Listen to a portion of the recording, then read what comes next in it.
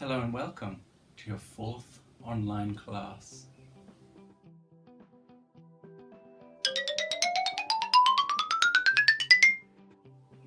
There are very few better feelings than getting new books, and I hope you felt that when you got your new third trimester Shaping My Language. I've just got these fresh from Amazon. Oh, the smell.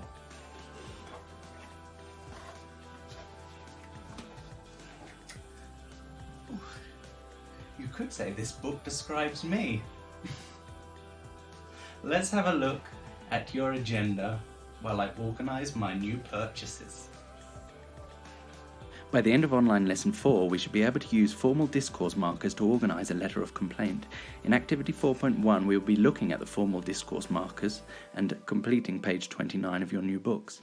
In activity 4.2, we will be creating our letter of complaint on worksheet 4.2. Activity 4.3 is a My-On reading and quiz, and your final activity 4.4 is a forum activity. What I'd like you to start with today is a little bit of bookwork. And we're going to jump straight into some language. Formal language, to be exact.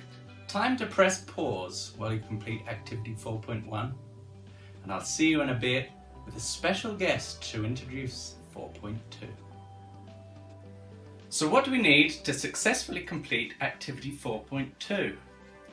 Well, first things first, I think we need a good cup of tea. Ooh, lovely. And how about a sandwich? There we go. Also, we need a student. Oh, hello. Hello. What else do we need to complete our activity? A pencil. A pencil? Wow. Also, we need activity sheet 4.2, don't we? Lovely. Is that everything? Do we need anything else? A Lego. No, we don't need Lego. That's better. Can I take the pencil? Do we need anything else, Zelzy? A mascot. Mascot? Oh. Hello, Montmorency. Zelzy, maybe not a live mascot. Let's get something a little easier. Bye-bye, Montmorency. Ah, that's better. Activity 4.2 is your chance to get really angry at somebody in a formal way. Now, to help you complete this activity, check these formal phrases which you can add into your writing. Welcome then to my useful phrases for formal complaint letters. We will begin with the beginning. Dear Sir or Madam, you will use, or Mr. and Mrs. if you're going to use a surname. You can begin talking about your topic by saying, I am writing to draw your attention to, or I am writing to express my dissatisfaction with.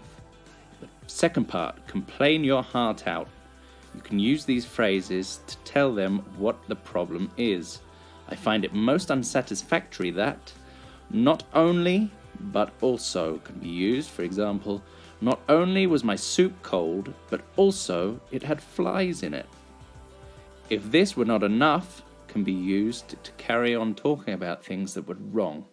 Name your terms. This is where you get to tell them what you want them to do for you. I would appreciate if you something. I trust that you will, and then you mention what you want them to do. And then you get to the juicy stuff, which is threatening. Unless you do so and so, I have no choice but to. For example, unless you give me a full refund, I have no choice but to take this to the significant authorities. Now we're going to go on to ending your anger. I look forward to hearing from you, or I look forward to hearing from you soon. I should be grateful if we can find a swift solution to this inconvenience. Swift means quick or rapid.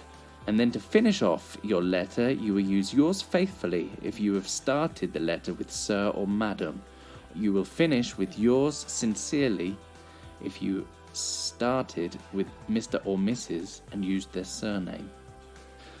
So before you begin, a few quick tips on writing letters of complaint. Okay, the layout. 3 paragraphs, an introduction where you state where and when the situation happened, the base, the content, what, how, and why, what happened, how it happened, why it happened, and then the conclusion, what you want to happen next. The mechanics, no contractions, we are in formal writing, so you can't say I'm, you can't say don't. No slang, formal language only.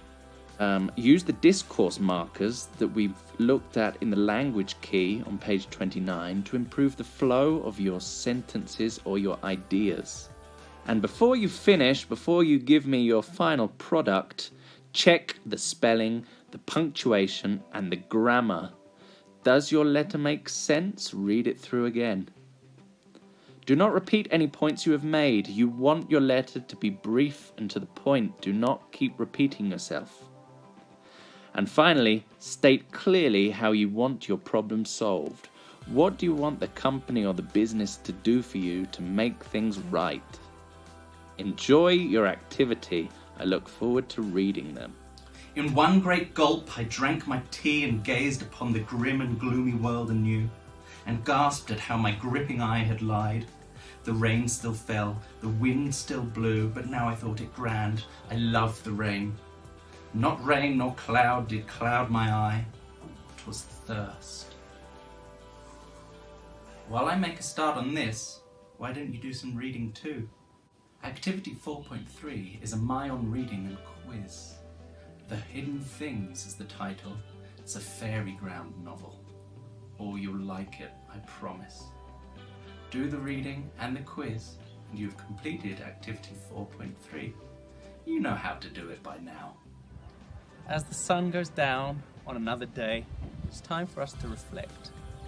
What I would like you to do in activity 4.4 is to discuss new things you've learned about somebody you've spent more time with since we've been doing online classes. For example, my 4-year-old daughter has a hamster.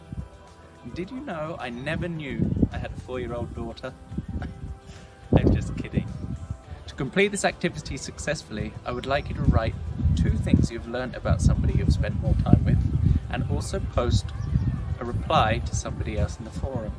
All that's left now is for us to say goodbye. Until next time.